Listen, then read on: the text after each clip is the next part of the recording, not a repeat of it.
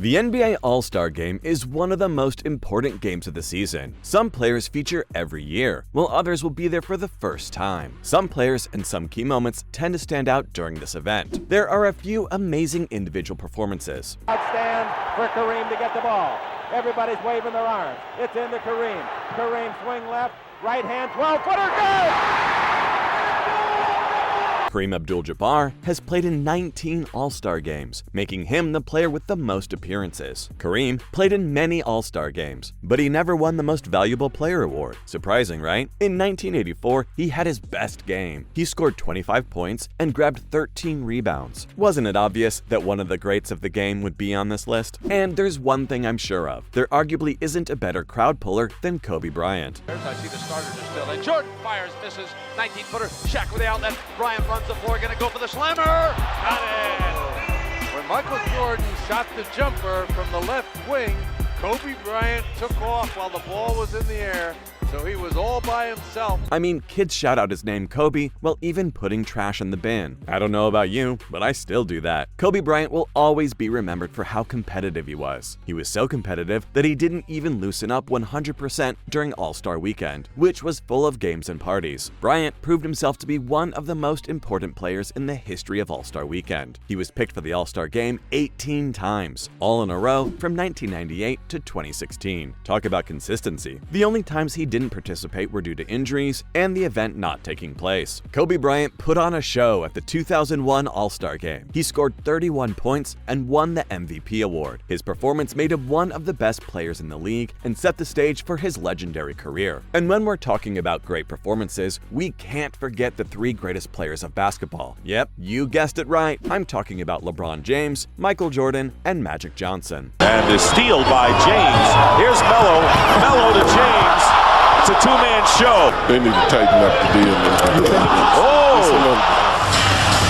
Oh, you look at this, I mean, this is from a standstill. LeBron James was the youngest MVP winner ever at age 21. In 2011, he had a triple-double, and in 2012, he scored 36 points, which was his career high. We know scoring 36 points in an All-Star game is absurd. Everyone's just there to have fun and a relaxed weekend with friends and family. Under the new main game rules, James is 4-0, and it seemed he put together his best team to date for last year's All-Star game in his home state. The game-winning shot that LeBron James made in the 2018 All-Star Game will be remembered for a long time. With just seconds left in the game and the score tied, LeBron hit a step-back three-pointer to win the game for his team. The last-second shot made him even more famous as one of the best players of all time. In 1992, one of the most important and magical performances in sports history took place. Welcome to the Orlando Arena in the 1992 NBA All-Star Game. And today, from the Magic Land and the Magic Kingdom, we have a game that will feature the Magic Man. Magic Johnson was about to announce that he was leaving the NBA because he had HIV. Well, let me say good after late afternoon. Because of the HIV virus that I have attained, I will have to retire from the Lakers. He had an emotional moment on the court, even though some of his teammates were against it and had doubts. After saying he was going to retire because he had HIV, Magic came back to the court and won the game's MVP award. Fans and players alike shed tears during this emotional moment, which showed how brave and how strong Magic is. When we use the two words brave and strong, I'm reminded of Shaq. A man who led San Antonio Cole High School from the Orlando Magic, Shaquille O'Neal. The All-Star Game has seen some of the best dunks ever, but none of them are as big as the huge yam Shaquille O'Neal threw at David Robinson in 1996. Find a slam that hurts more. I dare you. It doesn't seem possible. Individual accomplishments may be what the All-Star Games are known for, but most of the time, these honors come with little to no trouble. This is a friendly contest. Players aren't going to challenge poster attempts like they would in the game that matters, especially not today when they could face backlash on social media in a few minutes. Me and you, we know how that goes. Robinson deserves credit for trying to stop Shaq. It was a pointless task, and Diesel almost lost his job in front of the crowd in San Antonio, but I will always respect him. Also, do you remember that the 1996 East All-Star jerseys looked like they were stolen from the locker rooms of the Vancouver Grizzlies? There's always something to remember from each All-Star game. As fun as this was, there was a memorable but sad incident that saddened all of us, when Jordan finally bid his farewell to the game. And we're just about set.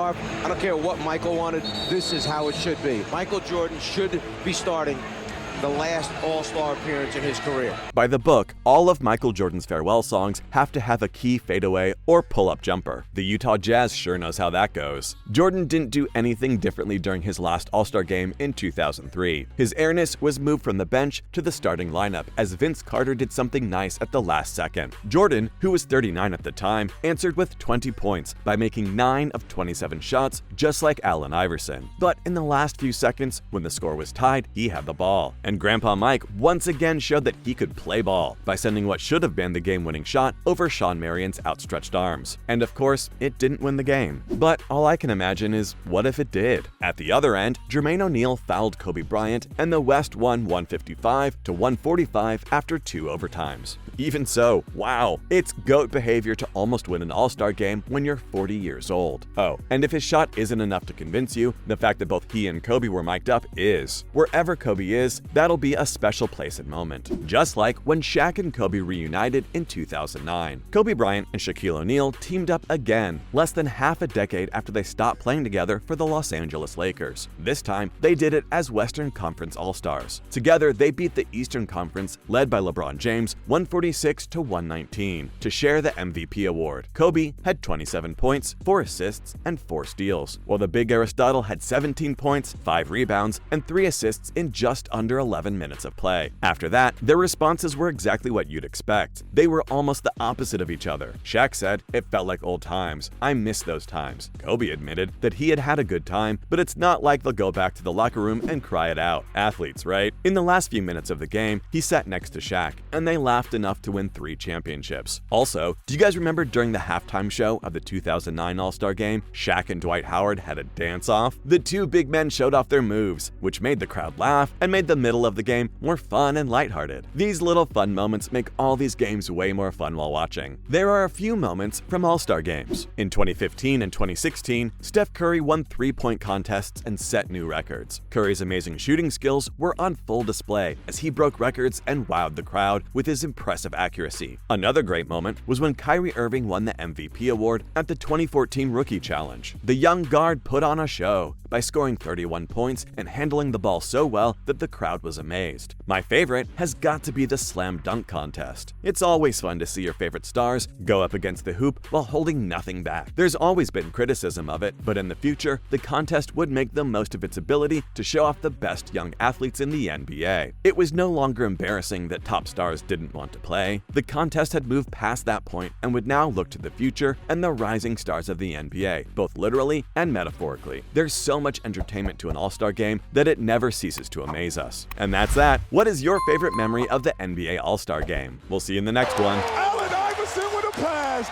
And that's hang time, ladies and gentlemen.